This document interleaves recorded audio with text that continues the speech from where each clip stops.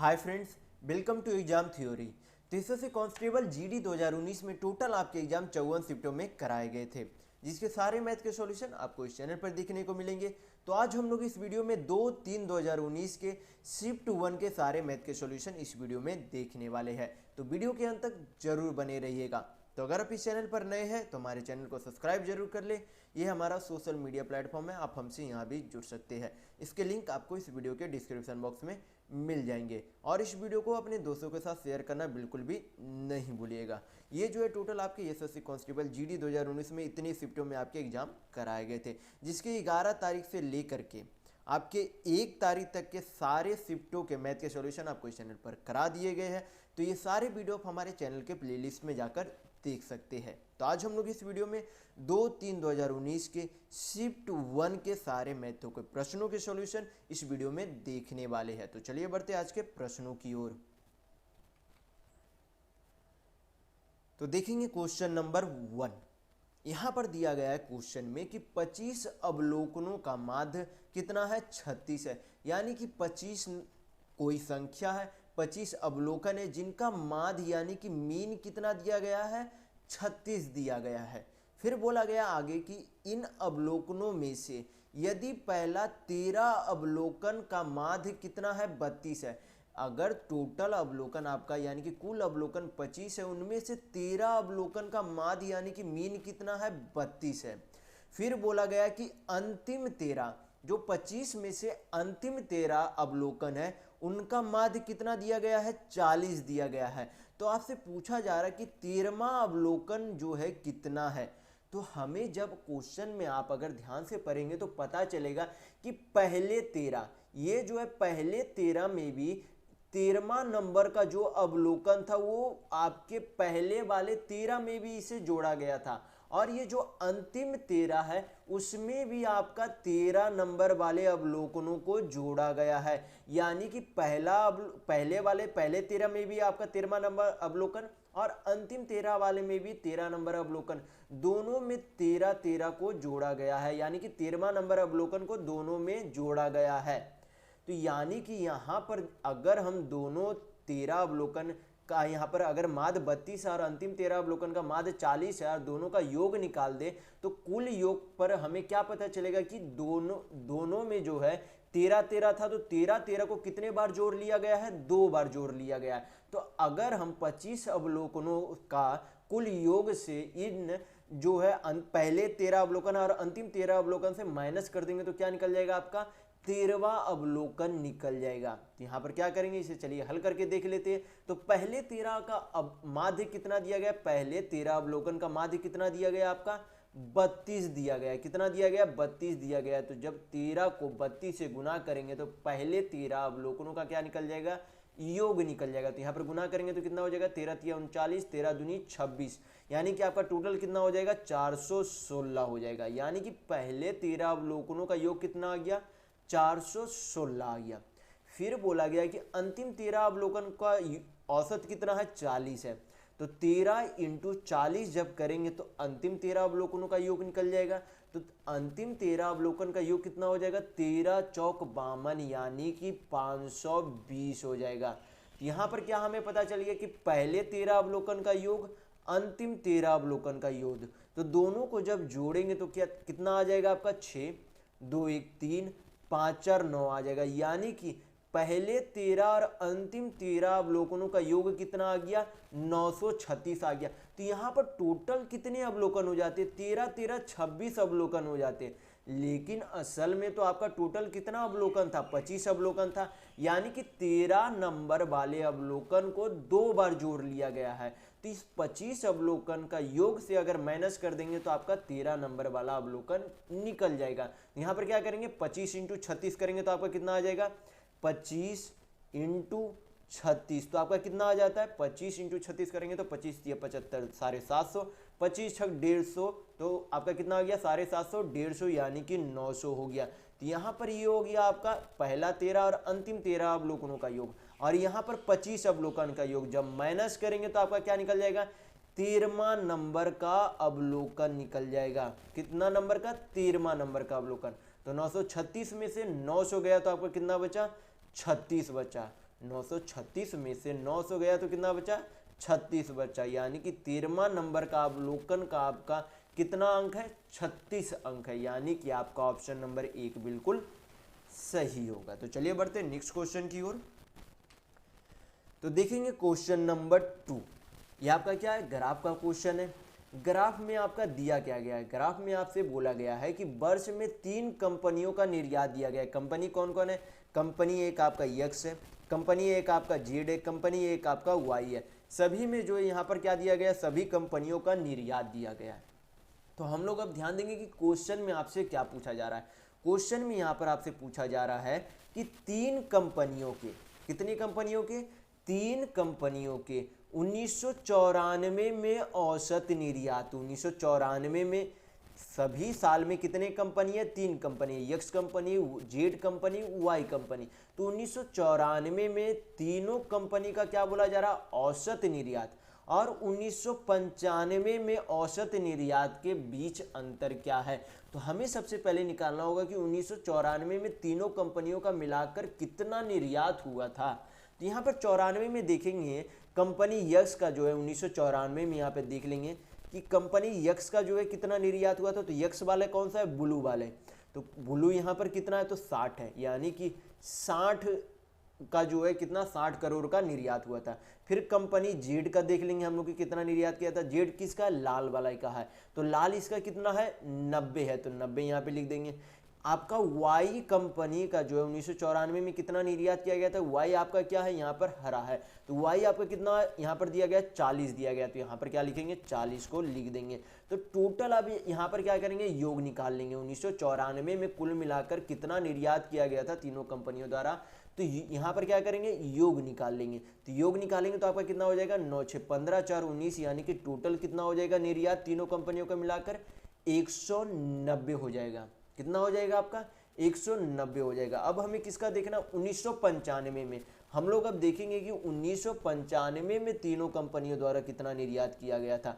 तो सबसे पहले देखेंगे किसका, यक्स का। यक्स का कितना निर्यात किया गया था 1995 में, तो 95 आपका क्या है, 94 के बाद 95, तो यक्स यानी कि ब्लू, तो टोटल आपका कितना किया गया था यक्स कंपनी द्वारा, 40 करोड़ का।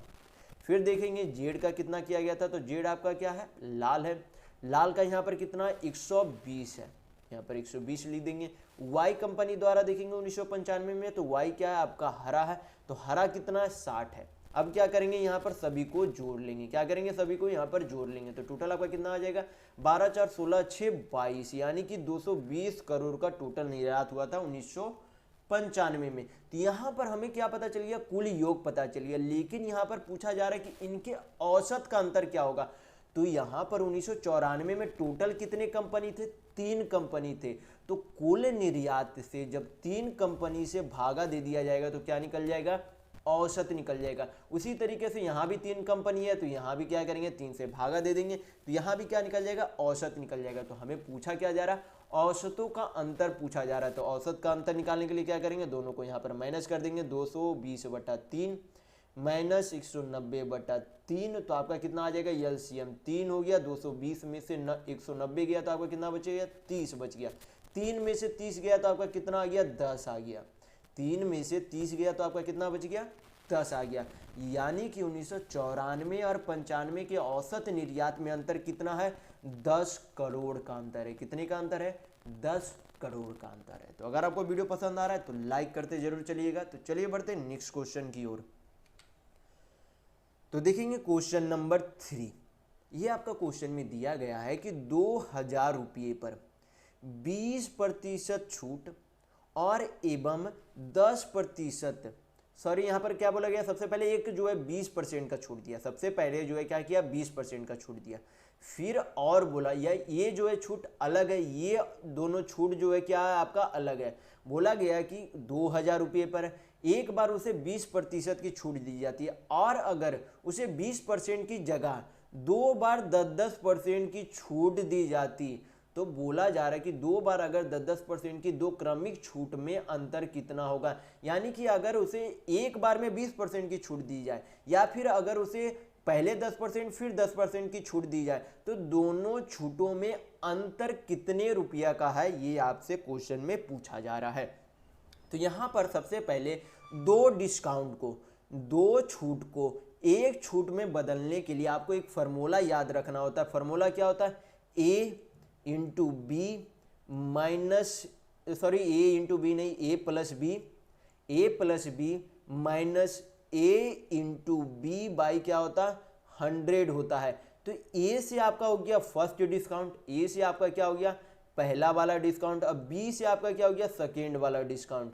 यानी कि ए प्लस, ये आपका गुना नहीं है, प्लस है, ए plus B minus A into B. यानी कि जो एक यहाँ पर 10% और 10% का दो छूट दिया गया है, उसे एक छूट में बदलने के लिए ये फार्मूला आपको लगाया जाता है। यहाँ पर क्या करेंगे? दो जो अलग अलग यहाँ पर छूट दिए गए हैं, लगातार दो क्रमिक छूट दी गई है, तो उसे क्या कर लेंगे हम लोग? 1% में चेंज कर लेंगे। यानी कि 1% में चेंज करने के लिए क्या करेंगे? ये फार्मूला पे बैठाते। तो पहला डिस्काउंट कितना है? 10 है।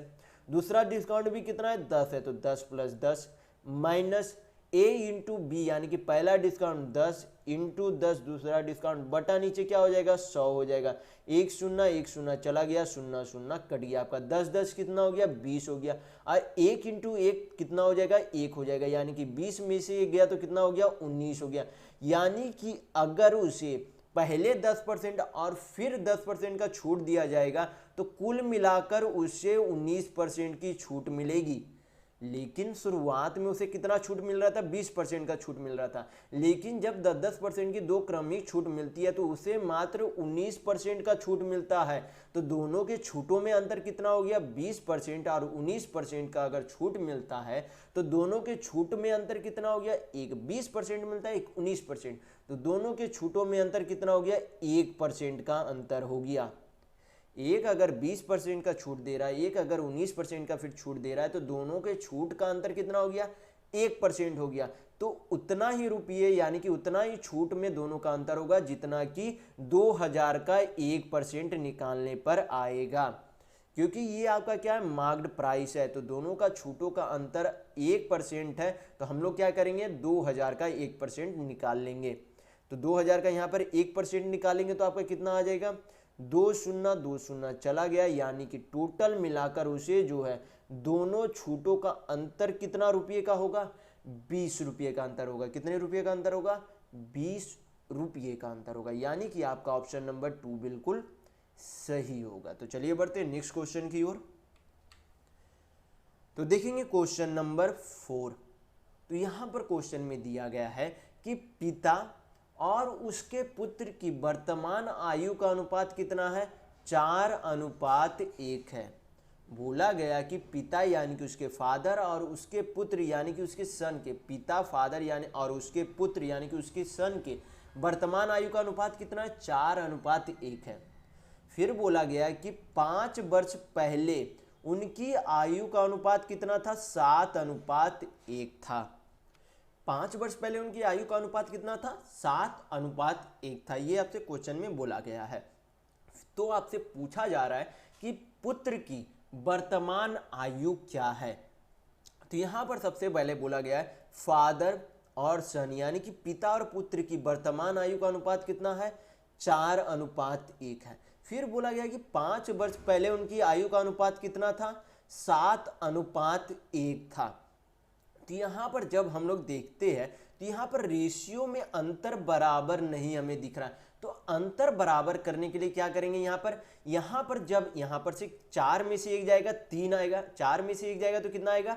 3 आएगा। तो 3 को क्या करेंगे? यहाँ पर गुना कर देंगे। और 7 में से 1 जाएगा तो कितना बचेगा? 6 बचेगा।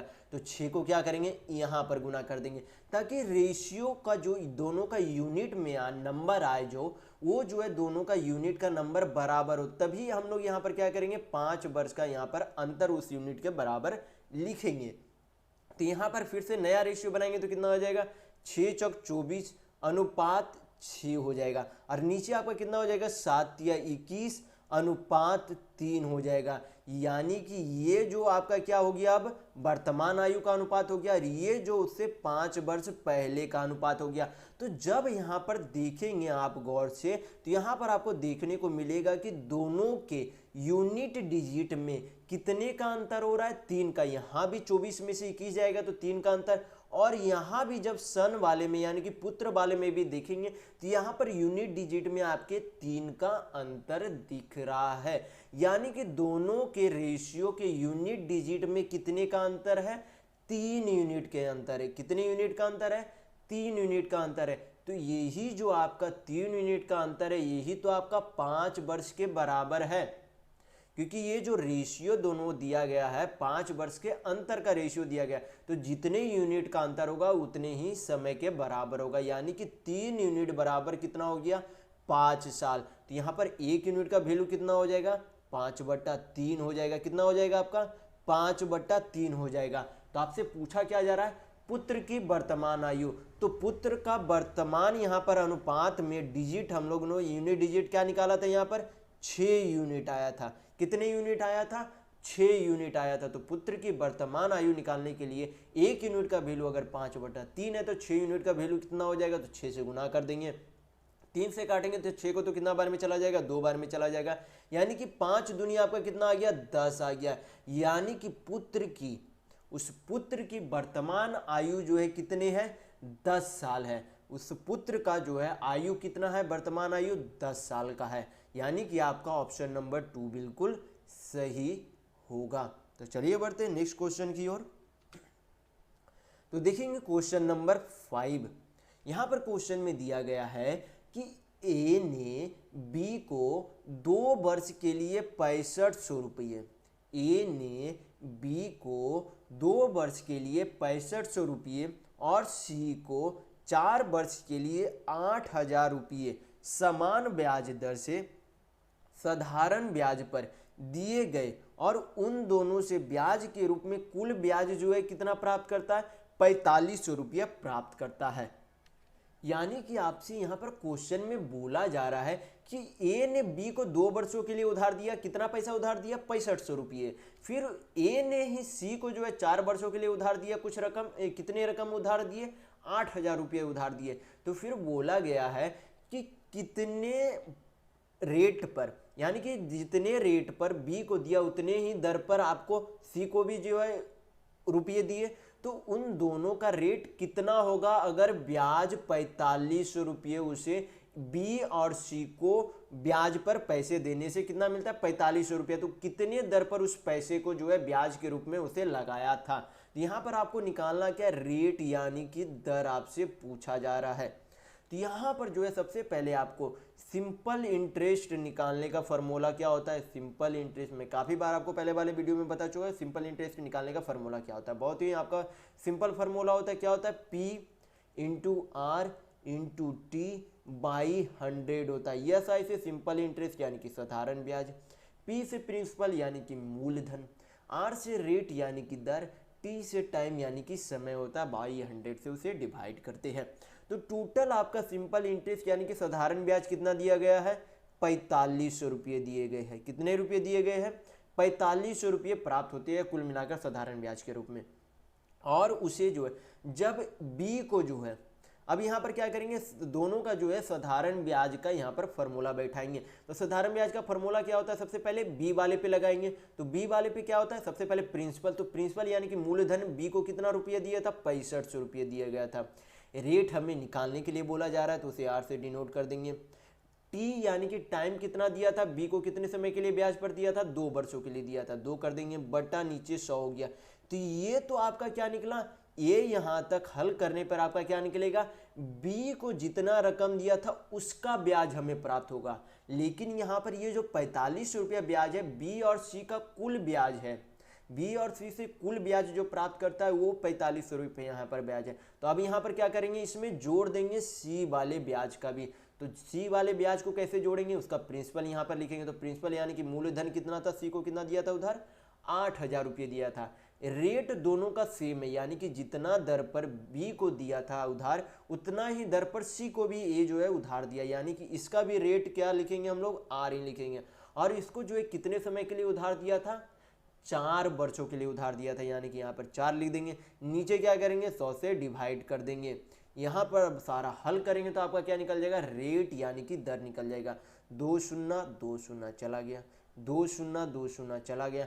हल करेंगे तो कितना हो जाएगा, इधर आपका 4500 रुपये हो गया, इधर आपका कितना हो गया 65 दूनी 130 आर हो गया आपका, प्लस 80 चौक आपका कितना हो गया 320 आर हो गया, कितना हो गया आपका 320 आर हो गया। दोनों को जोड़ेंगे तो आपका कितना हो जाएगा 3 2 5 3 1 4 हो गया, यानी कि 450 आर बराबर टोटल कितना है 4500 रुपये। तो 1 0 चला गया, 45 से काटेंगे तो 10 बार में चला जाएगा, यानी कि रेट यानी कि आपका दर कितना आ गया 10% दर यानी कि रेट आ गया, रेट यानी कि दर कितना आ गया 10%। तो यहाँ पर आपका ऑप्शन नंबर 2 बिल्कुल सही होगा। तो साधारण ब्याज निकालने के लिए आप हमेशा ये फार्मूला याद रखेंगे। फार्मूला क्या होता है, सिंपल इंटरेस्ट यानी कि साधारण ब्याज इक्वल टू प्रिंसिपल गुने रेट गुने टाइम बाई 100, यानी कि मूलधन गुने दर गुने समय बटा 100 होता है। तो चलिए बढ़ते हैं नेक्स्ट क्वेश्चन की ओर। तो देखेंगे क्वेश्चन नंबर 6। यहाँ पर क्वेश्चन में आपको दिया गया है कि कागज का प्रभार जो है 55 रुपये प्रति किलोग्राम है, यानी कि कागज का मूल्य जो है 1 किलोग्राम का कितने रुपये है 55 रुपये। यानी कि अगर आप बोला जा रहा है कि कागज का 1 किलो वजन अगर होगा तो उसका कुल कितने रुपये होगा 55 रुपये होगा। तो आगे फिर बोला गया क्वेश्चन में कि अगर 1 किलोग्राम कागज 192 मीटर स्क्वायर क्षेत्रफल को कवर करता है, यानी कि 1 किलो कागज का दाम 55 रुपये। फिर बोला गया कि अगर 1 किलो कागज को हम लोग खरीदते हैं और उसे बिछाते हैं तो वो जो है 192 मीटर स्क्वायर क्षेत्रफल को क्या कर देता है, यानी कि एरिया को क्या कर देता है कवर कर लेता है, यानी कि ढक देता है उस कागज से। फिर बोला गया क्वेश्चन में तो 8 मीटर वाले कोर वाले घन को कवर करने के लिए कितना खर्च होगा। जैसे कि यहाँ पर मैं आपको एक घन का यहाँ पर फिगर बना देता हूँ, यानी कि क्यूब का एक आपका यहाँ पर फिगर बन गया, यहाँ से आप यहाँ पे ये मिलाएंगे, यहाँ से आपका ये मिल गया, ये आपका क्या बन गया एक घन यानी कि क्यूब बन गया। इसका बोला गया कि यहाँ पर एक कोर यानी कि साइड आपका कितना दिया गया है 8 मीटर दिया गया है। ये आपका क्या है एक घन यानी कि क्यूब है, उसकी जो है प्रत्येक भुजा, क्योंकि अगर एक भुजा 8 मीटर है तो आपको पता होना चाहिए क्यूब की सभी भुजा कितनी होगी 8 मीटर होगी, क्योंकि क्यूब की जो है सभी भुजा क्या होती है आपस में बराबर होती है। तो यहाँ पर बोला गया कि अगर घन का जो है यहाँ पर एक साइड यानी कि एक भुजा जो है 8 मीटर का है, तो यहाँ पर हमें निकालना क्या होगा इस घन का एरिया निकालना पड़ेगा। इस घन का क्या निकालना पड़ेगा एरिया निकालना पड़ेगा, तभी तो हम लोग पता कर पाएंगे कि कितने किलोग्राम जो है कागज को बिछाने इस क्यूब को ढकने के लिए यानी कि घन को ढकने के लिए कितना किलोग्राम कागज की आवश्यकता होगी, क्योंकि 192 मीटर स्क्वायर को ढकने के लिए 1 किलोग्राम कागज की आवश्यकता होती है। तो जब हम लोग यहाँ पर टोटल एरिया निकाल लेंगे और 192 से भाग देंगे तो आपका क्या निकल जाएगा कि उसमें जो है कितना किलो कागज का उपयोग करना चाहिए इस घन को ढकने के लिए। तो यहाँ पर किसी भी घन का क्षेत्रफल का फार्मूला क्या होता है आपको ये सबसे पहले पता होना चाहिए। फार्मूला क्या होता है 6 इंटू भुजा स्क्वायर यानी कि साइड का स्क्वायर होता है। किसी भी घन के क्षेत्रफल का फार्मूला क्या होता है 6 इंटू भुजा स्क्वायर यानी कि साइड स्क्वायर होता है। तो इसका एरिया कितना हो जाएगा इस घन का 6 इंटू 8 का स्क्वायर यानी कि भुजा का स्क्वायर कितना हो जाएगा 8 8 64। तो ये तो आपका आ गया घन का कुल क्षेत्रफल। तो जब यहाँ पर 192 से भाग देंगे, क्योंकि 192 मीटर स्क्वायर में 1 किलोग्राम की कागज की आवश्यकता होती है, तो जब कुल एरिया को 192 से भाग देंगे तो कितने कागज की यानी कि कितने किलोग्राम कागज की आवश्यकता होगी ये हम यहाँ पर से ज्ञात कर सकते हैं। तो यहाँ पर काटेंगे तो 64 3 बार में चला जाएगा, 3 से 6 को काटेंगे तो 2 बार में चला जाएगा, यानी कि कुल मिलाकर हमें 2 केजी कागज की आवश्यकता होगी इस घन को ढकने के लिए। कितने किलो 2 केजी यानी कि 2 किलो कागज की आवश्यकता होगी इस घन को ढकने के लिए। तो 1 किलोग्राम कागज का मूल्य कितना था, क्योंकि यहाँ पर पूछा गया कि घन को कवर करने के लिए खर्च कितना लगेगा। यहाँ पर कितना केजी कागज लगेगा ये आपसे नहीं पूछा जा रहा है, यहाँ पे पूछा जा रहा है कि रुपये कितना लगेगा। तो 1 किलोग्राम कागज का मूल्य अगर 55 रुपये है तो 2 किलोग्राम कागज का मूल्य कितना होगा।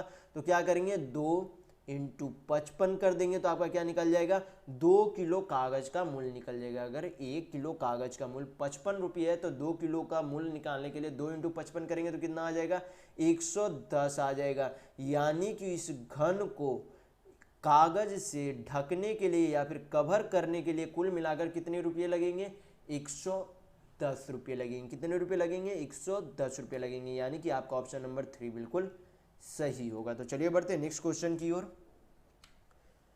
तो देखेंगे क्वेश्चन नंबर 7।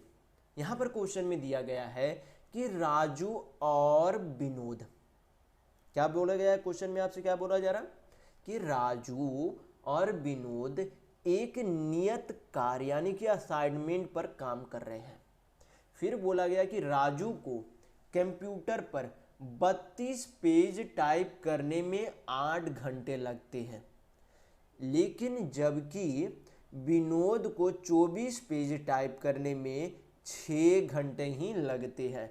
तो क्वेश्चन में आपसे पूछा जा रहा है कि 102 पेजों का असाइनमेंट 2 अलग अलग कंप्यूटर पर टाइप करने के लिए उन्हें एक साथ काम करने के लिए कितना समय लगेगा। यानी कि अगर राजू 32 पेज 8 घंटे में टाइप करता है, विनोद 44 पेज 6 घंटे में टाइप करता है, तो जब दोनों मिलकर 102 पेज टाइप करेंगे तो कितने समय में दोनों मिलकर 102 पेज को टाइप कर लेंगे। यानी कि हमें जो है कुल करना कितने टाइप है, 102 पेज टाइप करना है। कितने पेज टाइप करना है, 102 पेज टाइप करना है। तो यहाँ पर से क्या हम लोग राजू का कि 1 घंटे में कितना पेज टाइप करता है ये निकाल सकते हैं क्या। तो ये अगर 8 घंटे में 32 पेज टाइप करता है तो क्या हम लोग इस तरीके से लिख सकते हैं कि राजू अगर 32 पेज 8 घंटे में टाइप करता है तो 32 को जब 8 से भाग देंगे तो क्या निकल जाएगा, राजू के 1 घंटा में कितना पेज टाइप करेगा ये हमें ज्ञात हो जाएगा। तो यहाँ पर से काटेंगे तो कितना बार में चला जाएगा, 4 बार में। यानी कि राजू 1 घंटे में 4 पेज टाइप करेगा। फिर उसी तरीके से बोला गया विनोद जो है 44 पेज 6 घंटे में टाइप करता है। तो यहाँ पर जब हम लोग कैलकुलेट करेंगे तो क्या निकल जाएगा कि राजू 1 घंटे में कितना टाइप करेगा। तो यहाँ पर काटेंगे 2 से तो 22 बढ़ते में यहाँ से 3 बार में चला जाएगा। यानी कि राजू 1 घंटे में 22/3 पेज टाइप करता है। तो राजू के 1 घंटे का टाइप और विनोद के 1 घंटे का टाइप, तो जब दोनों को जोड़ देंगे तो हमें पता चल जाएगा कि दोनों मिलकर 1 घंटे में कितना टाइप करेंगे। यहाँ पर राजू 1 घंटे में 4 पेज, विनोद 1 घंटे में 22/3 पेज टाइप करता है। तो जब दोनों को जोड़ देंगे तो क्या हमें पता चल जाएगा कि राजू और विनोद मिलकर यानी कि दोनों मिलकर 1 घंटे में कितना टाइप करते हैं। तो 1 घंटे में जब जोड़ेंगे दोनों को तो कितना हो जाएगा आपका, 4 तिया 12 और 22 कितना हो जाएगा, 34। यानी कि दोनों मिलकर 34/3 पेज टाइप करते हैं। यानी कि दोनों मिलकर 1 घंटे में 34/3 पेज टाइप करते हैं। तो हमें निकालना कितना है कि 102 पेज कितने घंटे में टाइप करेंगे। तो 102 पेज बटा नीचे क्या कर देंगे कि 1 घंटे में कितना टाइप करते हैं। तो हमें पता चल जाएगा कि 102 पेज कितने घंटे में टाइप करेंगे। तो यहाँ पर टाइम निकाल लेंगे, 3 आपका कहाँ चला जाएगा, ऊपर चला जाएगा। तो 102 × 3/34, 34 से काटेंगे 102 को तो कितना बार में चला जाएगा, 4 तिया 12, 3 बार में चला जाएगा। 3 तिया आपका कितना हो गया, 9 हो गया। यानी कि 102 पेज टाइप करने में दोनों को मिलाकर 9 घंटे लगेंगे। कितने घंटे लगेंगे, 9 घंटे लगेंगे। यानी कि आपका ऑप्शन नंबर 1 बिल्कुल सही होगा। तो चलिए बढ़ते हैं नेक्स्ट क्वेश्चन की ओर। तो देखते हैं क्वेश्चन नंबर 8। यहाँ पर क्वेश्चन में आपको दिया गया है कि जब जया ने गोले के आयतन से यानी कि स्फीयर के वॉल्यूम से गोले के पृष्ठीय क्षेत्रफल को विभाजित किया, यानी कि गोले के पृष्ठीय क्षेत्रफल को गोले के आयतन से जब उसे विभाजित यानी कि भाग दिया गया तब उसका उत्तर यानी कि आंसर कितना आता है, 2/3 सेंटीमीटर उत्तर आता है। तो आपसे क्वेश्चन में पूछा जा रहा है कि गोले की त्रिज्या यानी कि उस स्फीयर की रेडियस क्या है, ये आपसे पूछा जा रहा है। तो सबसे पहले यहाँ पर आपको 2 फार्मूला पता होना चाहिए कि किसी भी स्फीयर के यानी कि किसी भी गोले का आयतन का फार्मूला और उसके एरिया यानी कि क्षेत्रफल का फॉर्मूला आपको पता होना चाहिए। तो उसके वॉल्यूम यानी कि आयतन का फॉर्मूला क्या हो जाता है? तो आयतन का फॉर्मूला हो जाता है 4/3 पाई आर क्यू होता है। क्या होता है आपका वॉल्यूम यानी कि आयतन का फॉर्मूला? 4/3 पाई आर क्यू होता है। और उसके एरिया यानी कि क्षेत्रफल का फॉर्मूला क्या होता है आपका? 4πr² हो जाता है। क्या होता है आपका? 4πr² होता है। तो ये दोनों फॉर्मूला आप याद रखेंगे कि किसी भी गोले का आयतन का फॉर्मूला क्या होता है? 4/3 पाई आर क्यू। आर यानी कि रेडियस यानी कि त्रिज्या होता है, और एरिया उसका यानी कि क्षेत्रफल का फॉर्मूला क्या होता है? 4πr² होता है। तो ये दोनों फॉर्मूला आपको इस प्रश्न को हल करने के लिए जरूरी है। तो यहाँ पर बोला गया कि किसी भी क्षेत्रफल के यानी कि उस गोले के क्षेत्रफल को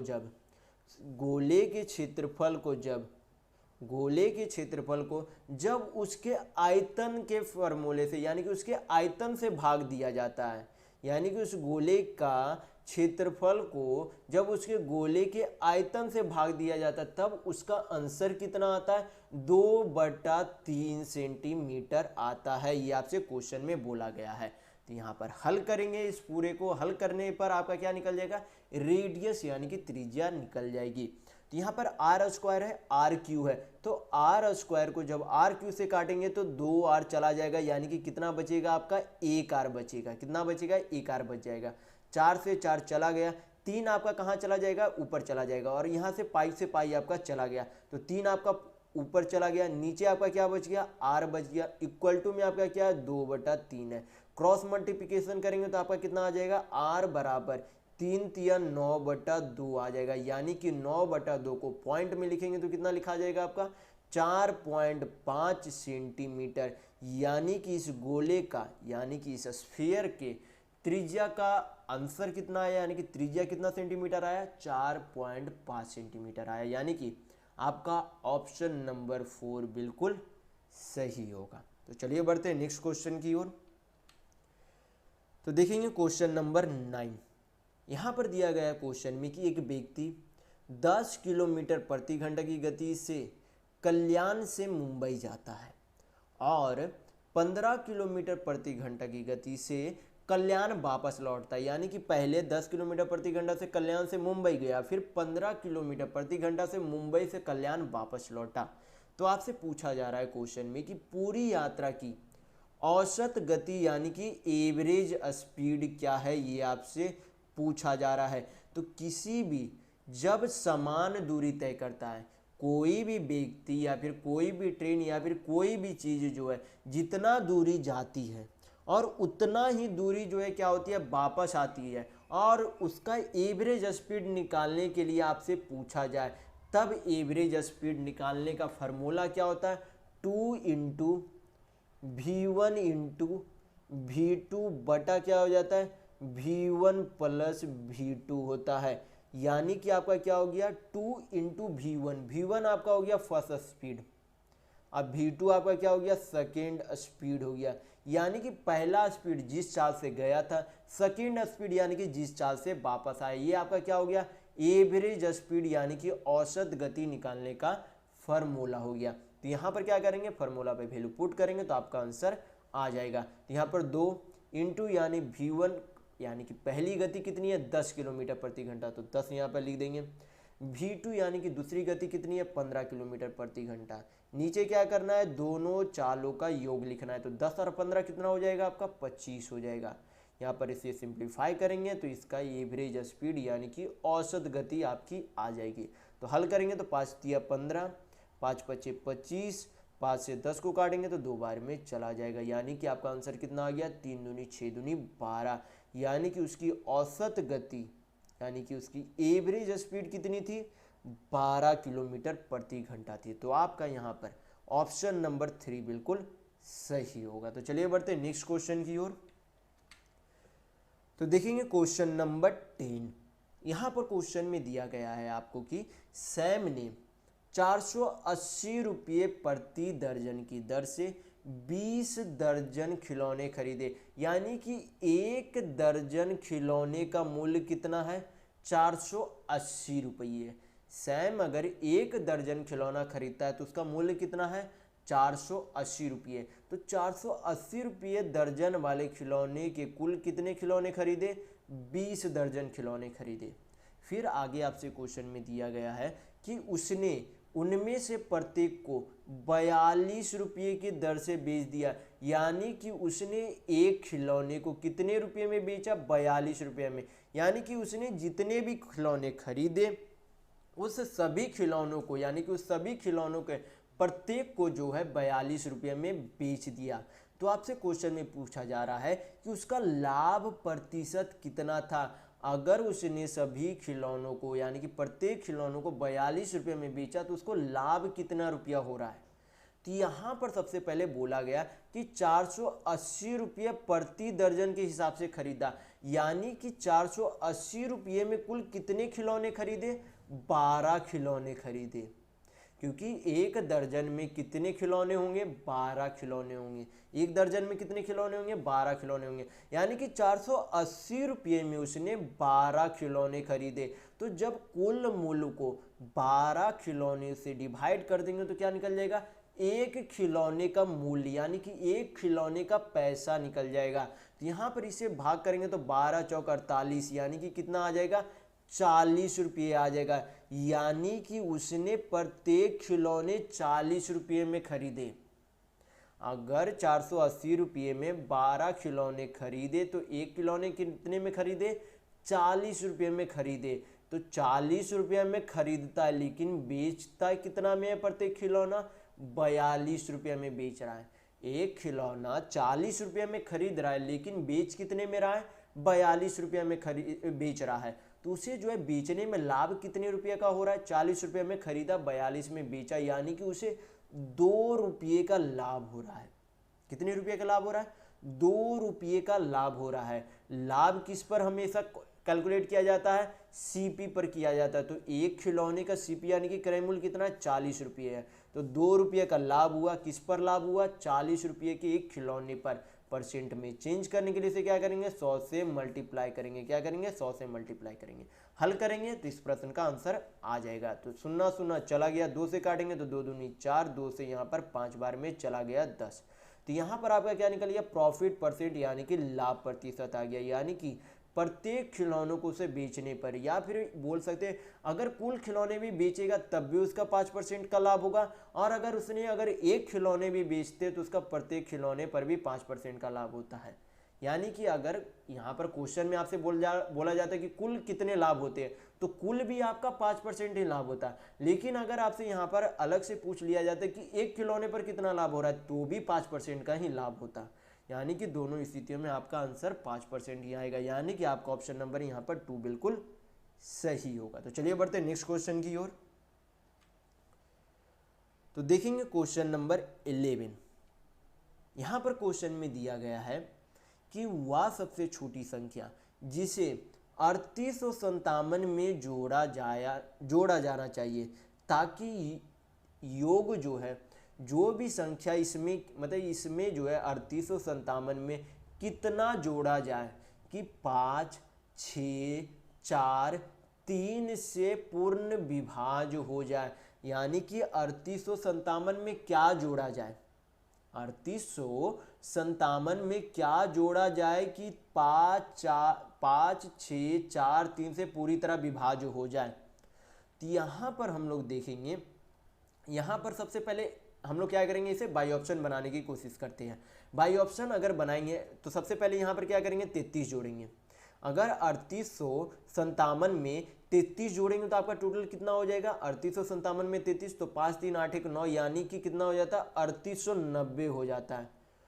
तो 3890 5 से तो विभाज्य हो जाएगा, क्योंकि अगर इकाई अंक 5 या 0 है तो वह पूरा अंक क्या होता है 5 से विभाज्य हो रहा है, यानी कि इकाई अंक तो यहाँ 0 है तो यानी कि ये 5 से विभाज्य हो रहा है। लेकिन यहाँ पर देखेंगे 6 से विभाज्य हो रहा है या नहीं। 6 से विभाज्य का नियम क्या होता है उसे 3 और 2 से चेक करना होता है। तो 2 से चेक करेंगे, 2 से तो इकाई अंक कट रहा है लेकिन 3 से क्या कट रहा है 8 3 11 9 20, यानी कि ये जो है 3 से नहीं कटेगा, यानी कि आपका ऑप्शन नंबर 1 नहीं हो सकता। अब ऑप्शन नंबर 2 पे जाएंगे तो 3857 प्लस 17 करेंगे तो कितना हो जाएगा, 7 7 14, यानी कि 3874 हो जाएगा। कितना हो जाएगा, 3874। तो 3874 तो 6 से आपका 5 से कट ही नहीं सकता, क्योंकि 5 से कटने का नियम अभी आपको मैंने क्या बताया कि या तो इकाई अंक 5 हो या तो इकाई अंक 0 हो। यहाँ तो इकाई अंक 4 है, यानी कि आपका ऑप्शन नंबर 2 भी नहीं हो सकता। 3 जोड़ेंगे तो कितना हो जाएगा, 3860 हो जाएगा।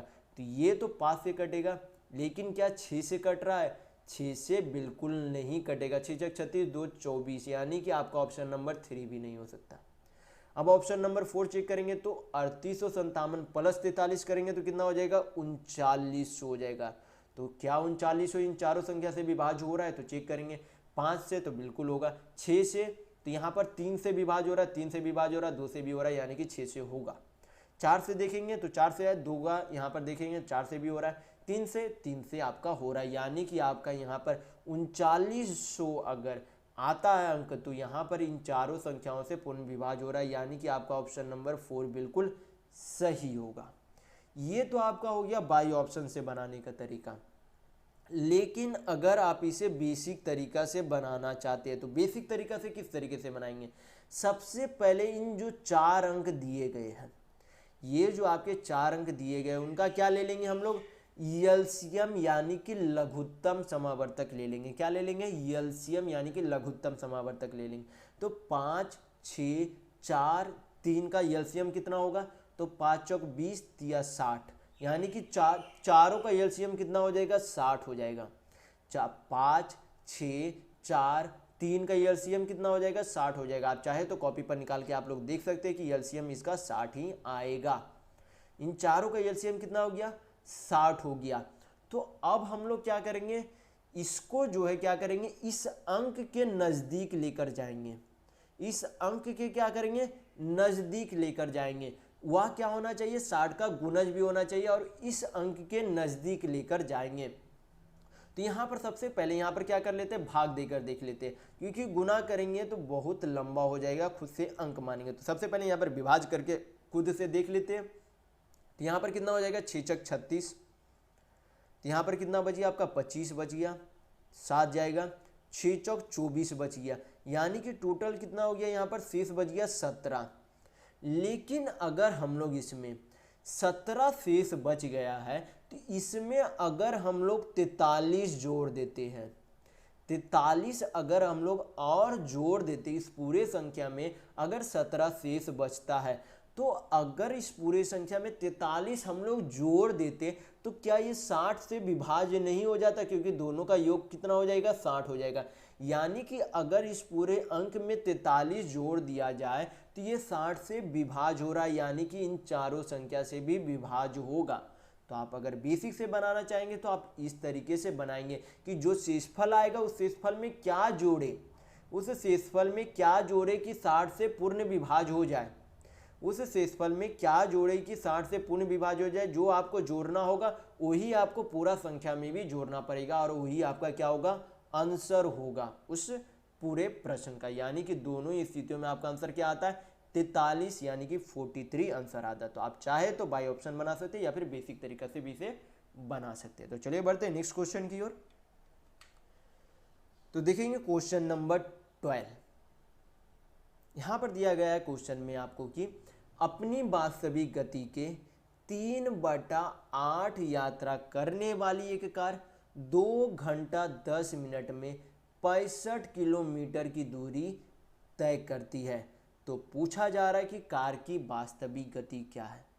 तो जो भी उसने जो है 2 घंटे 10 मिनट में 65 किलोमीटर की दूरी तय की, तो क्या हम लोग यहाँ पर से कितने चाल से वो कार जो है ट्रैवल की, उसका चाल यानी कि स्पीड निकाल सकते हैं, क्योंकि हमें दूरी भी दी गई है, हमें समय भी दिया गया है। तो चाल निकालने का फॉर्मूला होता क्या है, चाल बराबर दूरी बटा समय होता है। क्या होता है, चाल बराबर दूरी बटा समय होता है। तो यहाँ पर हम लोग क्या निकाल सकते हैं कि वह जो है 2 घंटे 10 मिनट में अगर 65 किलोमीटर जाता है तो उसका प्रति घंटा स्पीड कितना है। तो यहाँ पर सबसे पहले कार का स्पीड निकालेंगे तो क्या हो जाएगा, दूरी कितना है, 65 किलोमीटर। समय को नीचे लिखेंगे तो 2 घंटा 10 मिनट को क्या कर लेंगे, पूर्णांक में चेंज कर लेते तो 10 मिनट को क्या लिख सकते हैं, 1/6। इस तरीके से 10 मिनट को घंटा में चेंज करते, किसे 60 से डिवाइड करते, एक शून्य चला गया, यानी कि 10 मिनट को 1/6 लिख सकते हैं। पूर्णांक में इसे फ्रैक्शन में चेंज करेंगे पूर्णांक से, तो 6 दूनी 12, 1 13/6। 6 कहाँ चला जाएगा, ऊपर चला जाएगा। इसे हल करेंगे तो कितना आ जाएगा, 13×5 = 65, 6×5 = 30। यानी कि उस कार का स्पीड जो है, यानी कि उस कार जो है, वह कार जो है कितने की स्पीड से गया था, 30 किलोमीटर प्रति घंटा की स्पीड से उसने यात्रा की थी। लेकिन उसका जो चाल, ये जो 30 किलोमीटर प्रति घंटा था, उसके जो है असल चाल का 3/8 चाल ही था। यानी कि क्वेश्चन में आपसे बोलना चाह रहा है कि उसकी चाल जो है अभी कितनी है, 3 यूनिट है, लेकिन पहले उसका जो है वास्तविक चाल कितना है, 8 यूनिट है। यानी कि उसका वास्तविक चाल 8 यूनिट है, लेकिन अभी जो है चल कितने की स्पीड से रहा है, 3 यूनिट के ही स्पीड से चल रहा है। यानी कि उसकी चाल जो है अभी कितनी है, 30 किलोमीटर प्रति घंटा। यानी कि 3 यूनिट बराबर कितना है, 30 किलोमीटर प्रति घंटा। यानी कि 1 यूनिट का वैल्यू कितना हो जाएगा, 10 किलोमीटर प्रति घंटा।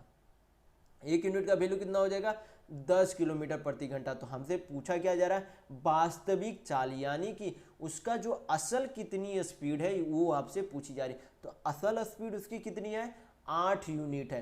तो 1 यूनिट का वैल्यू अगर 10 किलोमीटर प्रति घंटा है, तो 8 यूनिट का वैल्यू कितना हो जाएगा, तो यहाँ पर क्या करेंगे, 10 से गुना कर देंगे, तो कितना आ जाएगा आपका, 8 × 80 किलोमीटर प्रति घंटा। यानी कि उसकी असलियत में चाल कितनी है, 80 किलोमीटर प्रति घंटा उसकी असलियत में चाल है। यानी कि आपका ऑप्शन नंबर 3 बिल्कुल सही होगा।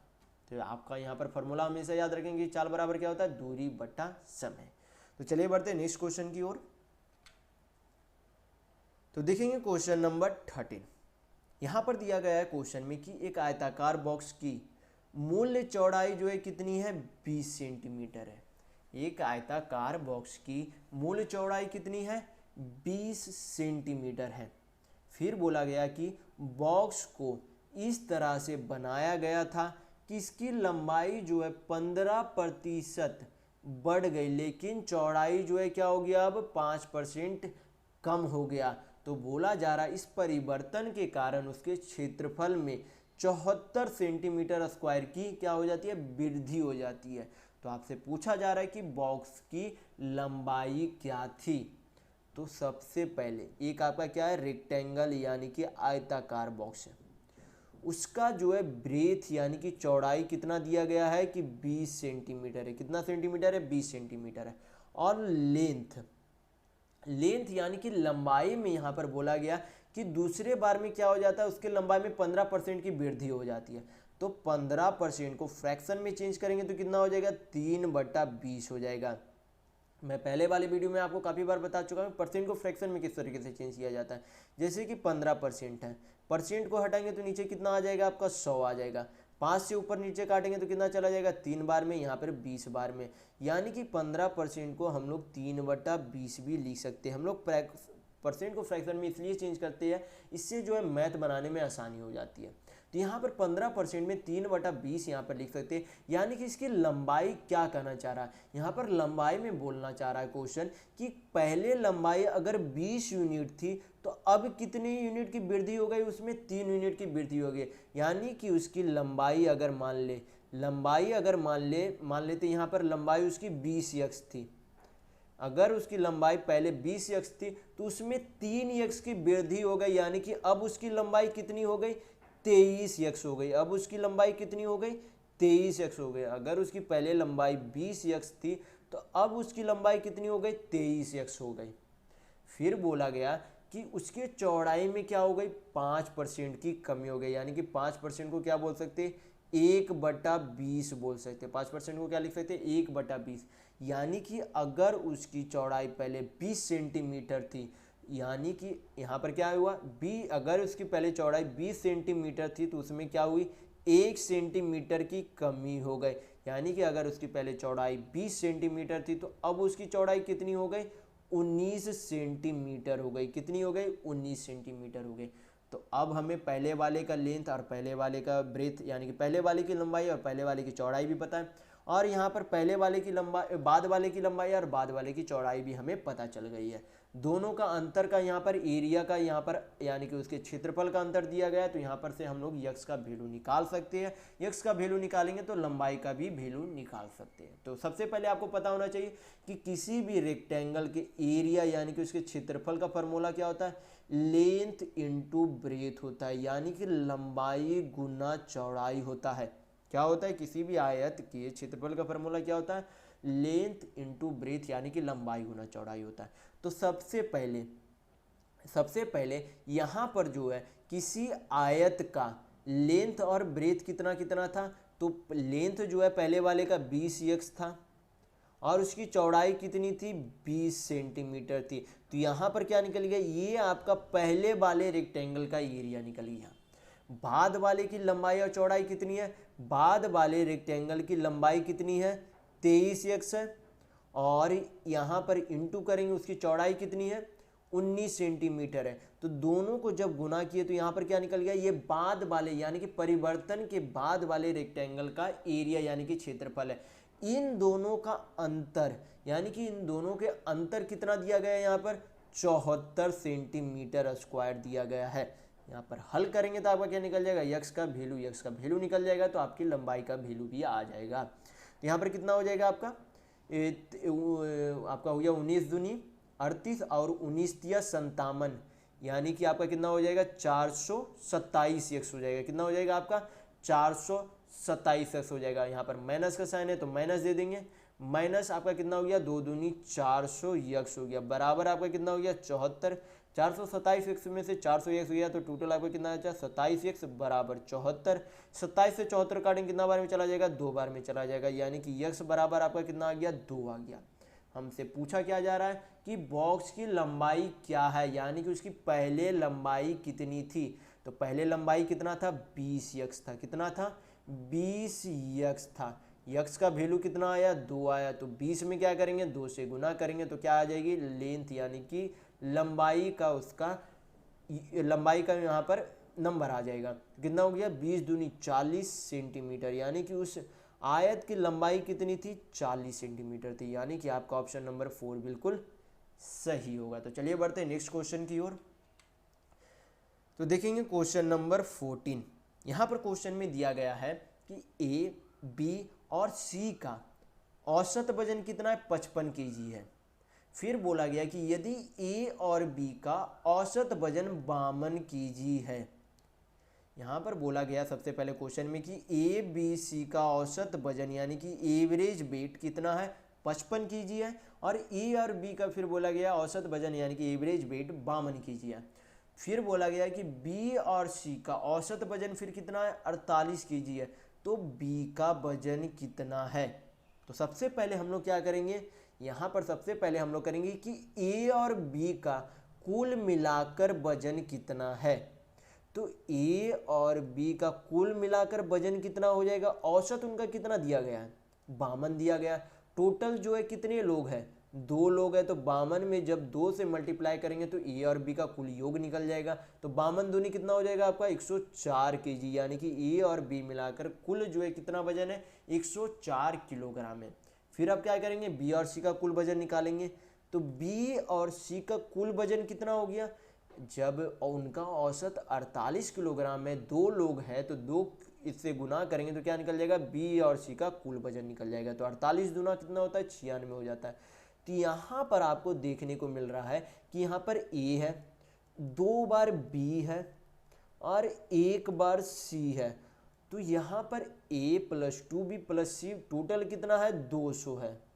और यहाँ पर जब हम लोग यहाँ पर देखेंगे तो दिया गया है कि a + b + c, A B और सी का औसत कितना दिया गया, 55 केजी दिया गया। लोग कितने हैं, 3 लोग हैं। तो यहाँ पर 3 से गुना करेंगे जब हम लोग तो क्या निकल जाएगा, ए और बी और सी का कुल वजन निकल जाएगा। तो 55 × 3 करेंगे तो कितना हो जाएगा, 5 या 15, 5 या 15 यानी कि 165 हो जाएगा। तो यहाँ पर जब हम लोग माइनस करेंगे तो यहाँ पर क्या निकल जाएगा, एक बी का वैल्यू निकल जाएगा। जैसे कि माइनस प्लस ए माइनस ए चला गया, प्लस सी माइनस सी चला गया, 2 बी में से 1 बी गया तो कितना बचा, 1 बी बचा। और 200 में से 165 गया तो कितना बचा आपका 35 बचा। यानी कि उस बी जो है, बी का जो है कितना वजन था 35 किलोग्राम का था। बी का जो है कितना वजन था 35 किलोग्राम था। यानी कि आपका ऑप्शन नंबर 4 बिल्कुल सही होगा। तो चलिए बढ़ते हैं नेक्स्ट क्वेश्चन की ओर। तो देखेंगे क्वेश्चन नंबर 15। यहां पर दिया गया है क्वेश्चन में कि एक कस्बे की आबादी, क्वेश्चन में आपसे बोला जा रहा है कि एक कस्बे की आबादी एक दशक में 1,85,000 से बढ़कर 2,77,500 हो गई। कितने समय में? एक दशक में। एक दशक में कितने साल होते हैं? 10 साल होते हैं। ये आप हमेशा ध्यान रखेंगे। एक दशक में कितने साल होते हैं? 10 साल होते हैं। यानी कि 10 सालों में 1,85,000 आबादी से बढ़कर 10 सालों में कितना आबादी हो गया? 2,77,500 आबादी हो गया।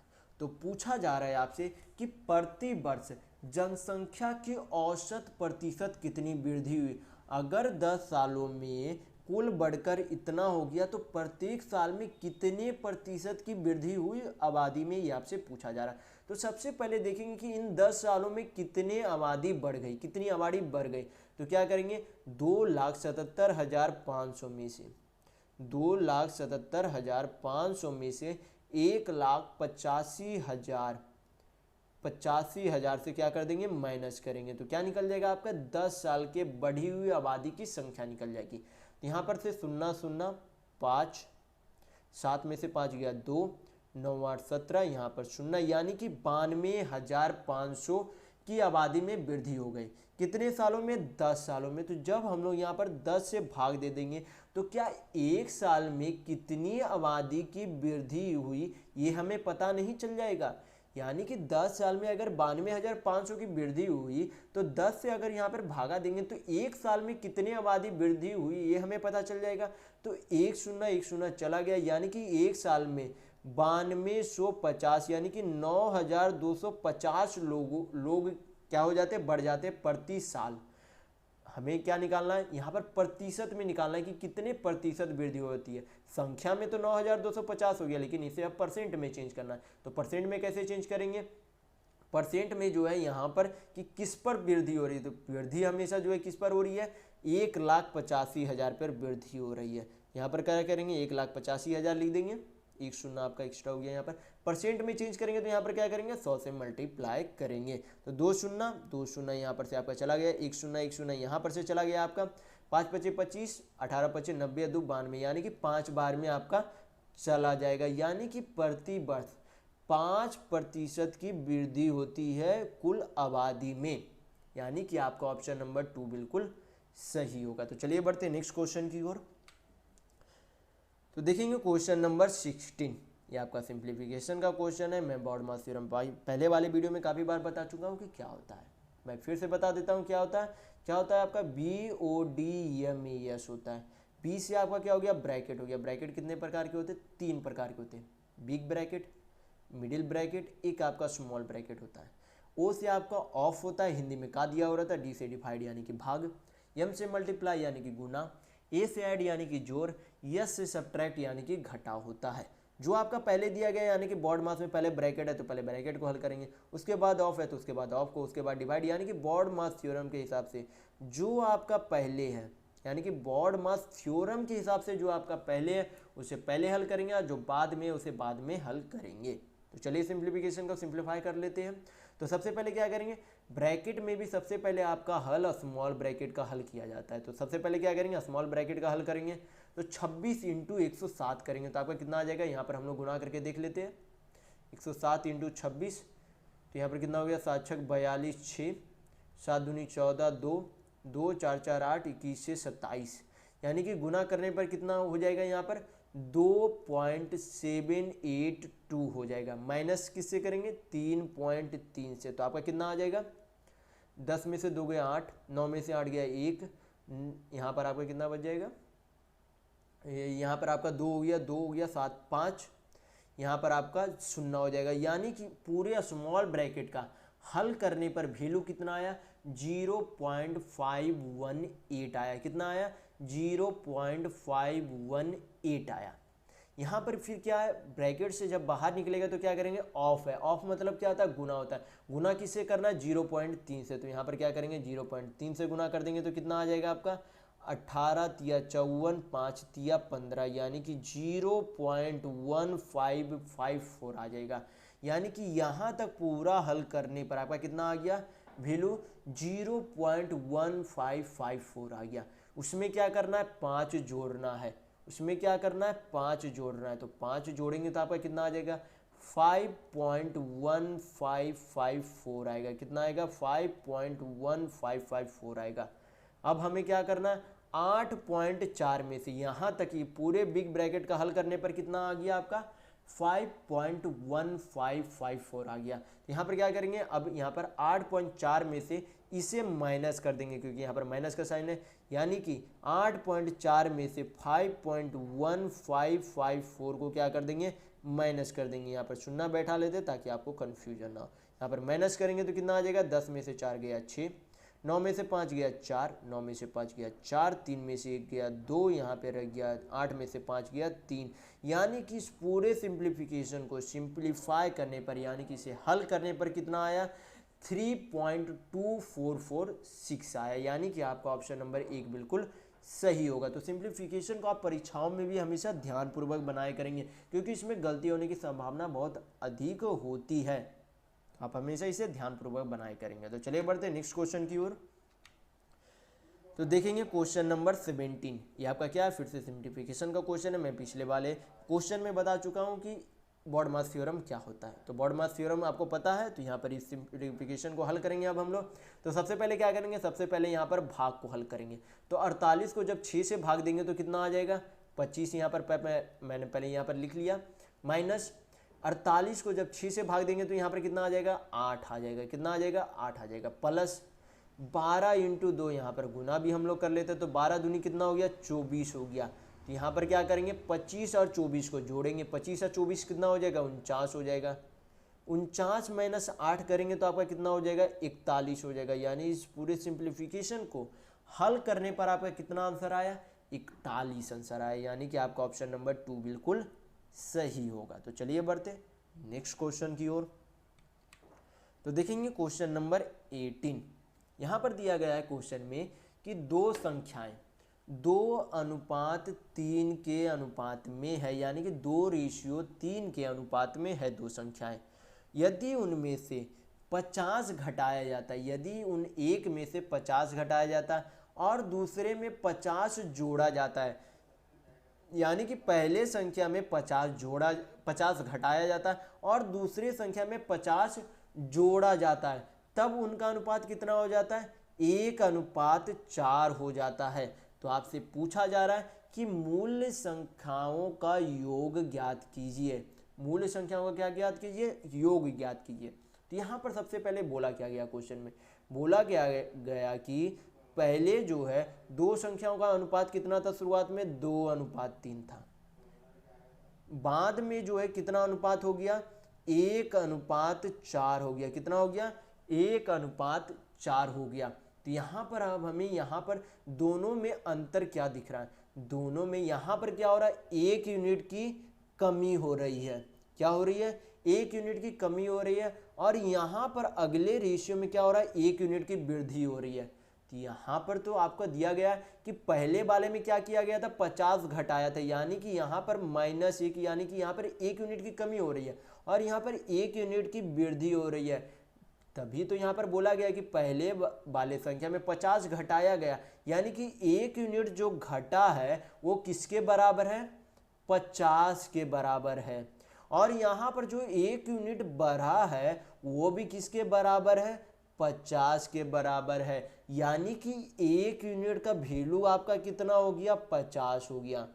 क्योंकि जब यहाँ पर घटाया जाता है तब भी 1 यूनिट की कमी होती है, जब बढ़ता है तब भी 1 यूनिट की वृद्धि होती है। और दोनों ही स्थितियों में 50 का घटता है और 50 बढ़ता है। यानी कि उस 1 यूनिट के बराबर क्या है, 50 है। उस 1 यूनिट के बराबर क्या है, 50 है। तो आपसे पूछा क्या गया था कि मूल संख्याओं का योग ज्ञात कीजिए। तो मूल संख्याओं का योग क्या करेंगे, यहाँ पर मूल संख्याओं का योग निकालने के लिए इनका अनुपात दिया गया तो इनके अनुपात का क्या निकाल लेंगे, योग निकाल लेंगे। योग कैसे निकालेंगे, दोनों का योग करेंगे, यहाँ पर जोड़ेंगे दोनों को तो 3 और 2 5 हो जाएगा, तो टोटल कितना है 5 यूनिट है। तो 1 यूनिट का वैल्यू अगर 50 है तो 5 यूनिट का वैल्यू कितना हो जाएगा, तो 5 से गुना कर देंगे, तो 5 पचे कितना हो गया, 25 हो गया। यानी कि कुल मिलाकर दोनों संख्याओं का योग कितना है, 250 है। यानी कि आपका ऑप्शन नंबर 3 बिल्कुल सही होगा। तो चलिए बढ़ते नेक्स्ट क्वेश्चन की ओर। तो देखेंगे क्वेश्चन नंबर 19। यहाँ पर क्वेश्चन में दिया गया है कि 840 रुपये में 17 गेंद को बेचने पर 15 गेंदों के क्रय मूल्य के बराबर नुकसान होता है।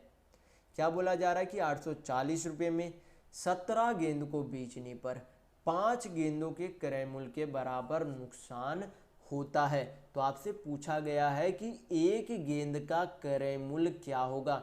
तो यहाँ पर क्या हम लोग निकाल सकते हैं कि एक सीपी और एक एसपी, यानी कि एक वस्तु का क्रय मूल्य और एक वस्तु का विक्रय मूल्य का अनुपात क्या है, तो बिल्कुल निकाल सकते हैं। तो यहाँ पर निकालेंगे कैसे हम लोग, बोला गया कि 17 गेंद है, 17 गेंद को बेचने पर यानी कि 17 गेंद का एसपी यानी कि 17 गेंद का विक्रय मूल्य, 17 गेंद का विक्रय मूल्य से क्या होता है, 5 गेंद के क्रय मूल्य के बराबर नुकसान होता है, यानी कि 5 गेंद के सीपी के बराबर नुकसान होता है। तो जब हम लोग इन दोनों का योग कर देंगे, जब हम लोग इन दोनों का योग कर देंगे तो क्या कुल मिलाकर 17 गेंदों का सीपी नहीं आ जाएगा। जब 17 गेंद को बेचता है तो 5 गेंदों के क्रय मूल्य के बराबर हानि होती है। तो जब भी आपको सीपी निकालना हो तो एसपी प्लस हम लोग लॉस करते हैं। क्या करते हैं, एसपी प्लस हम लोग लॉस करते हैं। तो यहाँ पर क्या हो गया, एसपी प्लस लॉस हो गया, तो टोटल यहाँ पर क्या हो गया, सीपी हो गया, जो कि किसके बराबर हो जाएगा, 17 गेंदों के सीपी यानी कि 17 गेंदों के क्रय मूल्य के बराबर हो जाएगा।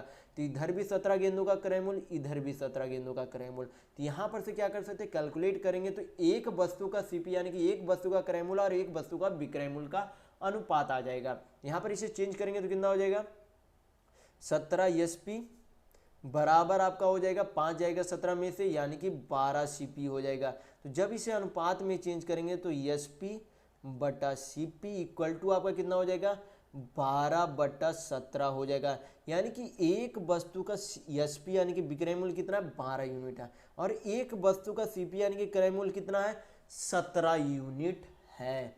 तो यहाँ तो हमें अनुपात पता चल गया कि एक वस्तु का क्रय मूल्य और विक्रय मूल्य का अनुपात क्या है।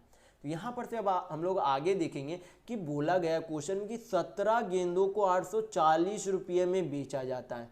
तो यहाँ पर से क्या हम लोग निकाल सकते हैं कि एक गेंद को कितना में बेचा जाता है।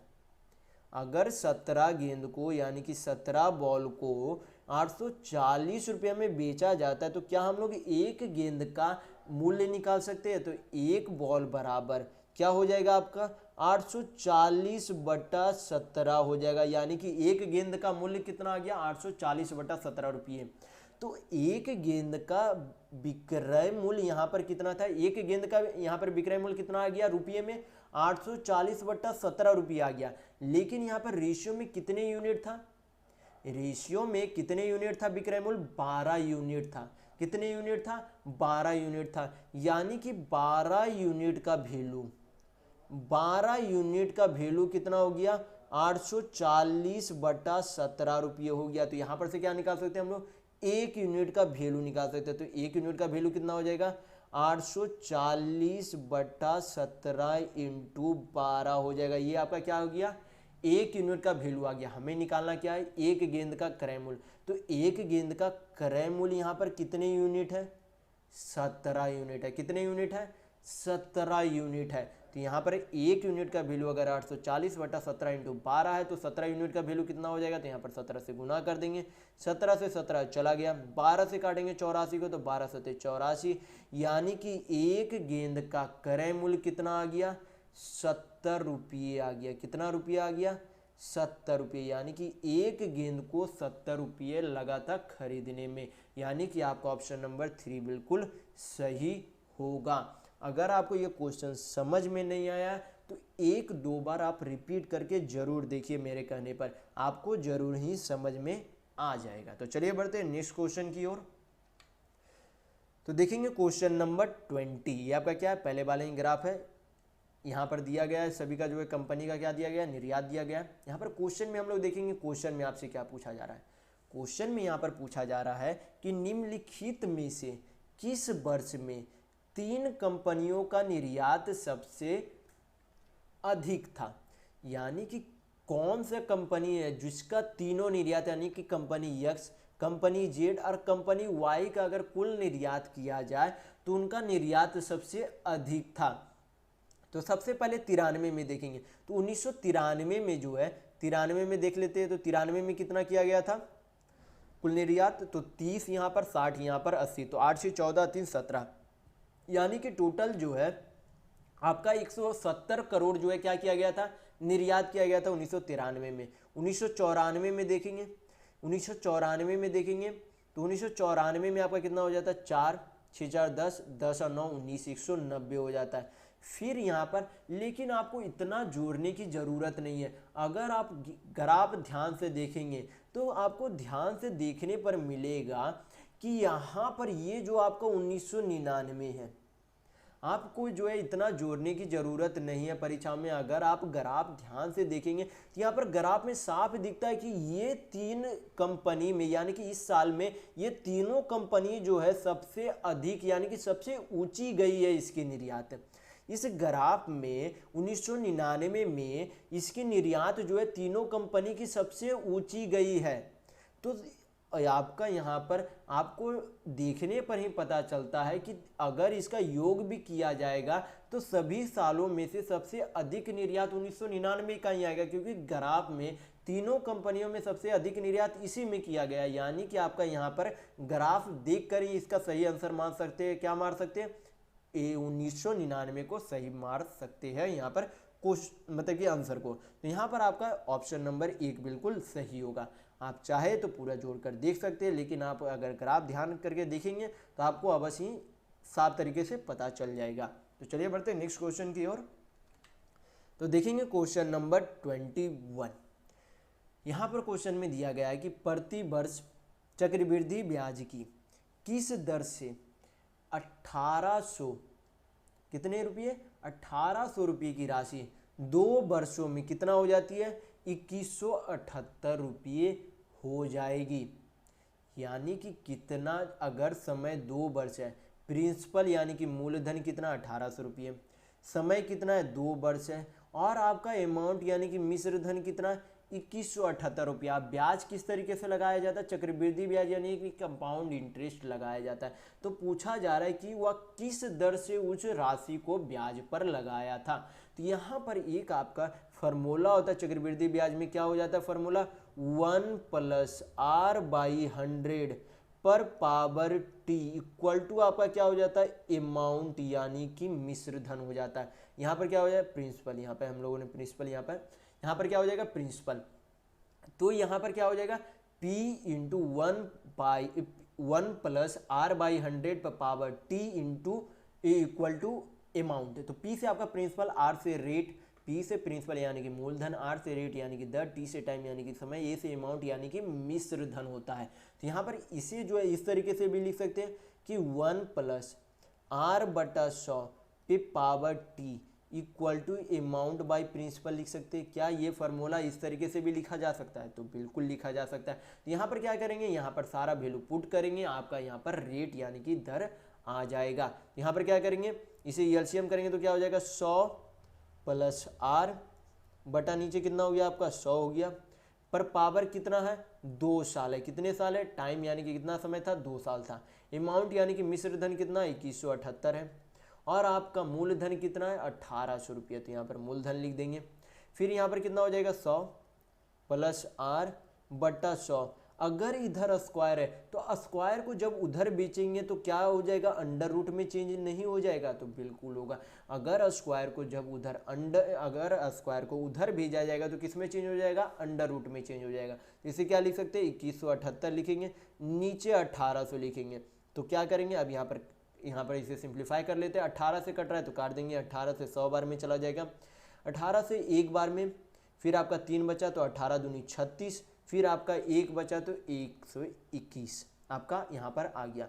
तो यहाँ पर फिर क्या लिखेंगे 100 प्लस r बटा 100, तो अंडर रूट 121 बटा 100 का, यानी कि 121 किसका स्क्वायर होता है, 121 अंडर रूट 121 किसका स्क्वायर होता है, 11 का स्क्वायर होता है। तो 121 बाहर आ गया अंडर रूट से।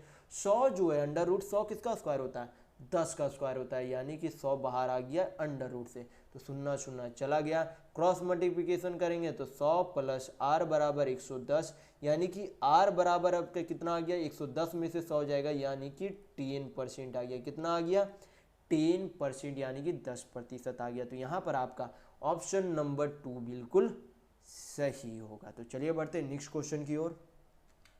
तो देखेंगे क्वेश्चन नंबर 22। यहाँ पर दिया गया है क्वेश्चन में कि ए जो है उतने ही समय में एक निश्चित कार्य करता है जितने समय में बी और सी कर सकते हैं। यानी कि बोला गया कि ए यहाँ पर बी प्लस सी, ए अगर एक यूनिट में एक समय में काम करते तो बी और सी भी जो है एक समय में ही काम करेंगे। यानी कि ए जितना समय अकेले काम कर लेता है अकेले, बी और सी उतना ही काम जो है उतना ही समय में करता है जितना ए अकेले उस काम को कर लेता है। तो यहाँ पर एक इसे मान लिए, एक इसे भी मान लिए। फिर बोला गया आगे कि यदि ए और बी यदि ये आपका अलग है, ये आपका अलग है, यदि ए और बी 8 दिन में काम को कर सकते हैं, ए और बी कितने दिनों में काम को कर सकते हैं, 8 दिनों में काम कर सकते हैं, और सी अकेले 40 दिनों में काम को कर सकते हैं। तो पूछा जा रहा है आपसे क्वेश्चन में कि बी अकेले इसे कितने दिनों में कर सकते हैं। तो यहाँ पर सबसे पहले दिया क्या गया, इधर भी टाइम दिया गया, इधर भी टाइम दिया गया है। तो आपको पता होना चाहिए कि यहाँ पर क्या करेंगे, टाइम का यहाँ पर सबसे पहले ये सब छोड़ देते, टाइम को क्या कर देते, यहाँ पर अनुपात में चेंज कर देते। टाइम को क्या करते, अनुपात में चेंज कर देंगे। अनुपात में चेंज करेंगे तो कितना अनुपात हो जाएगा, 8/40, यानी कि 1:5 आ गया। और इधर कितना अनुपात है, 1:1 है। यहाँ भी तीनों समय का जब दोनों का योग किया जाता है, ए बी और सी का कुल योग समय का किया जाता है तो इधर 2 आता है, लेकिन इधर जब तीनों के कुल समय का, क्योंकि यहाँ पर रेशियो में सभी का समय का ही अनुपात दिया गया, तो जब इधर समय का कुल योग किया जाता है तो कितना आता है, 6 आता है। जब इधर समय का योग किया जाता है तो 2 आता है, लेकिन इधर तीनों के समय का योग किया जाता है तो 6 आता है। यहाँ तो अलग अलग आ गया, लेकिन हमें यहाँ पर अलग अलग नहीं लाना, यहाँ पर क्या करना, हमें बराबर करना। तो बराबर कैसे करेंगे, जो यहाँ पर 6 है, 6 को क्या करेंगे, यहाँ पर गुना कर देंगे।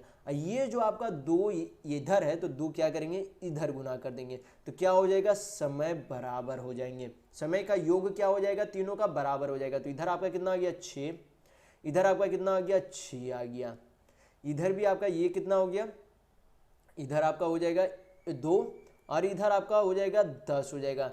यानी कि ए जो है 6 यूनिट दिन में काम करता है, बी और सी भी जो है 6 यूनिट, यानी कि 6 6 12। इधर जो है ए प्लस बी 2 यूनिट दिन में काम करते हैं, और सी जो है 10 यूनिट दिन में काम करते हैं। यानी कि इधर भी 12, इधर भी 12, यानी कि तीनों का समय क्या हो गया, अब बराबर हो गया। तो अब यहाँ पर क्या है, टाइम का रेशियो है। टाइम का उल्टा क्या होता है, मैं काफ़ी बार वीडियो में आपको बता चुका हूँ। टाइम का उल्टा क्या होता है, इफिशियंसी, यानी कि कार्य क्षमता होती है। तो अगर इसकी कार्य क्षमता 6 है तो उल्टा यानी कि इसकी इफिशियंसी भी कितनी होगी, 6 ही होगी। लेकिन इसका टाइम यानी कि टाइम का उल्टा करेंगे तो इसका इफिशियंसी कितना हो जाएगा, 10:2 हो जाएगा। यानी कि ए अकेले 6 यूनिट के, यानी कि ए अकेले जो है 6 काम करता है। ए अकेले कितना काम करता है, 6 काम करता है। इधर से आपका क्या निकल गया कि बी अकेले कितना काम कर, सॉरी सी अकेले कितना काम करता है, 2 काम करता है। यहाँ से हमें क्या पता चल रहा है, ए अकेले 6 काम करता है, यानी कि अगर उसका इफिशियंसी 6 है, यानी कि ए जो है 6 काम करता है डेली। फिर इधर सी का कितना आया इफिशियंसी, यानी कि कार्य क्षमता 2 आया, यानी कि सी जो है 2 काम करता है। तो क्या हम लोग बी की भी कार्य क्षमता निकाल सकते हैं, क्या हम लोग बी की कार्य क्षमता निकाल सकते हैं। तो यहाँ पर से बी और सी की कुल कार्य क्षमता कितना दिया गया, 6 दिया गया। बी और सी की कुल कार्य क्षमता कितनी दी गई है, 6 दी गई है।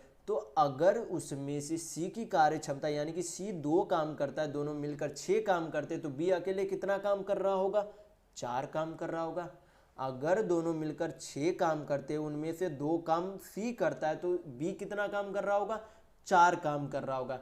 यानी कि अब हमें तीनों की इफिशियंसी यानी कि कार्य क्षमता प्राप्त हो गई। तो यहाँ पर से हम लोग क्या निकाल सकते हैं? बी कितने दिनों में कुल कार्य को करेंगे ये हमें पता चल जाएगा। तो बी को जो है करना कितना काम है ये अब हमें पता चलना चाहिए। बी को जो है करना कितना काम है, तो यहाँ पर से क्या हम लोग टोटल वर्क निकाल सकते हैं। यहाँ पर बोला गया कि सी 40 दिन में काम करता है, सी जो है 40 दिन में काम करता है, और रोज जो है कितना काम करता है? 2 काम करता है। यानी कि अगर 40 दिन में वह कुल काम करता है, रोज 2 काम करता है, तो यहाँ पर टोटल काम कितना हो जाएगा? 40 × 2। अगर वो 40 दिन में कुल कार्य को करता है, एक दिन में 2 काम करता है, तो कुल काम कितना हो जाएगा 40 दिन का? 40 × 2 काम हो जाएगा। उसे जो है अब बी जो है कितने की कार्य क्षमता से करेगा? 4 की कार्य क्षमता से करेगा।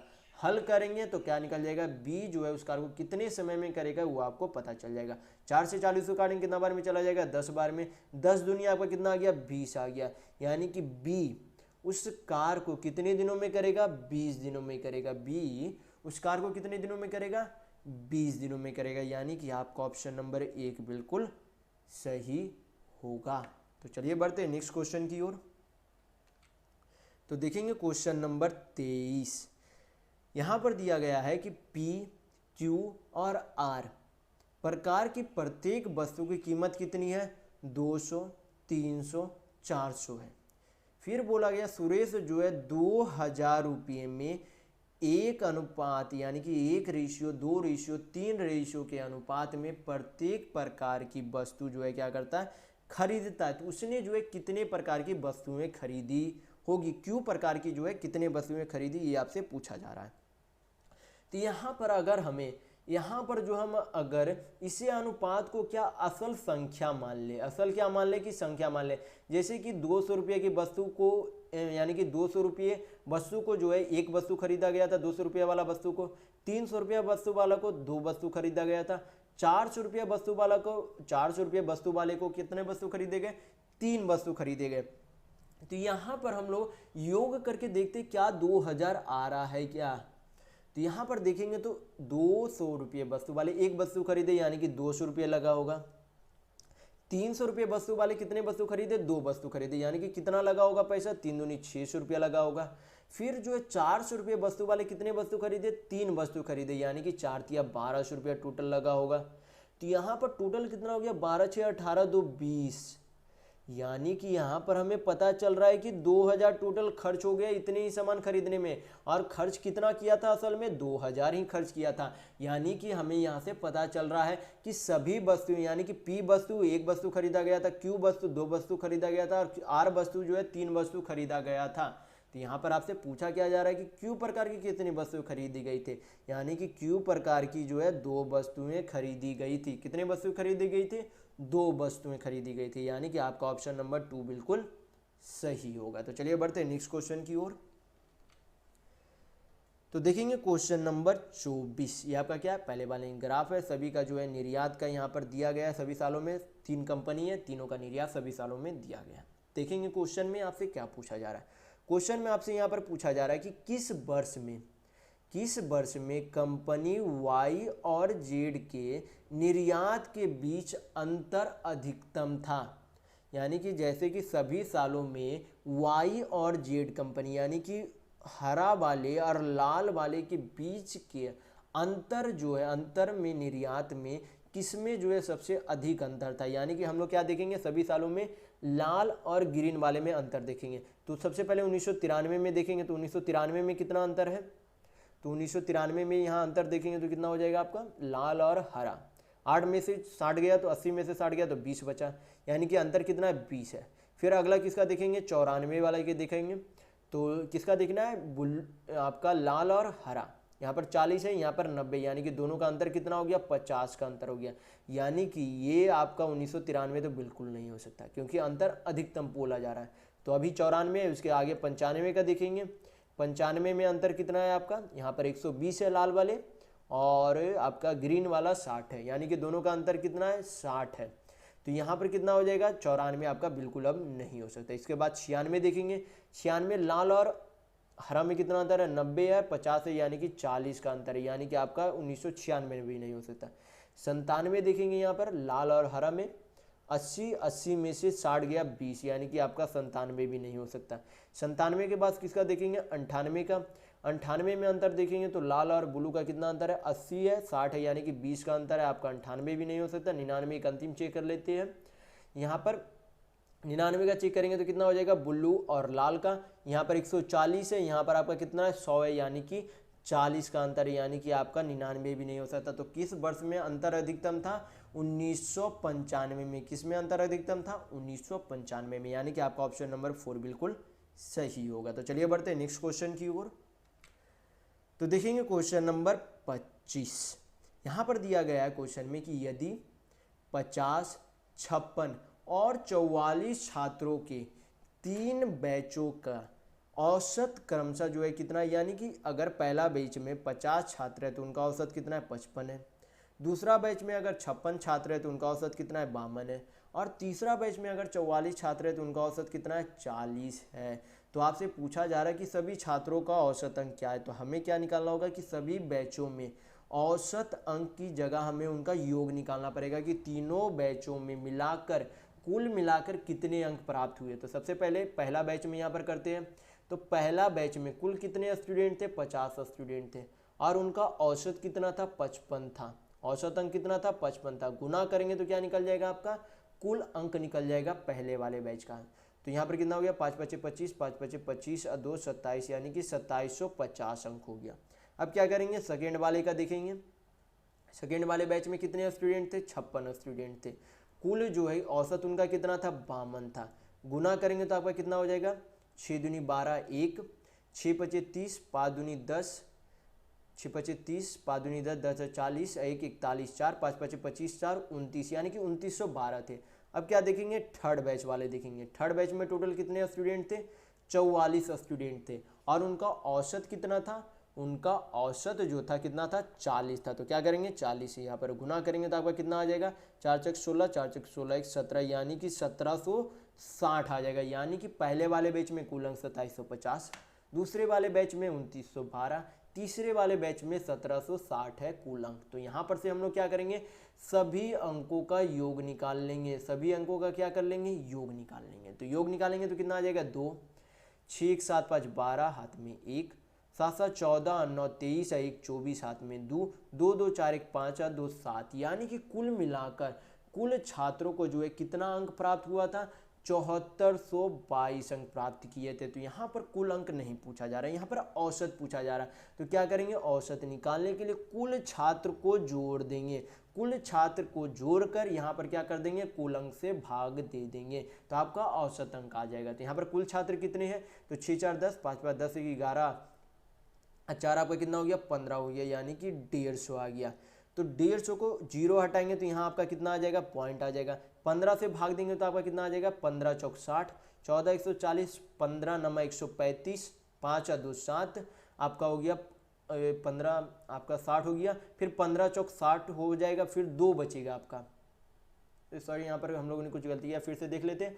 15 × 4 = 60, 14 × 142, 15 × 9 = 135, 5 × 2 = 7, 7 यानी कि 72, 15 × 4 = 60, तो 12 बचेगा, फिर 15 × 8 = 120, यानी कि आपका औसत कितना आ गया 49.48 क्या आ गया आपका औसत अंक आ गया, यानी कि एवरेज आपका क्या आ गया एवरेज नंबर आ गए, यानी कि यहाँ पर आपका ऑप्शन नंबर 2 बिल्कुल सही होगा। तो चलिए इस वीडियो में बस इतना ही। अगर आपको ये वीडियो पसंद आया तो लाइक जरूर कीजिएगा, नए हैं तो चैनल को सब्सक्राइब जरूर से जरूर कर लीजिएगा। ये हमारा सोशल मीडिया प्लेटफॉर्म है, आप हमसे यहाँ भी जुड़ सकते हैं। इसके लिंक आपको इस वीडियो के डिस्क्रिप्शन बॉक्स में मिल जाएंगे। और इस वीडियो को अपने दोस्तों के साथ शेयर करना बिल्कुल भी नहीं भूलिएगा, ताकि उन्हें भी इस वीडियो से लाभ मिल सके। तो इस वीडियो में बस इतना ही, मिलते हैं अगले वीडियो में, तब तक के लिए धन्यवाद।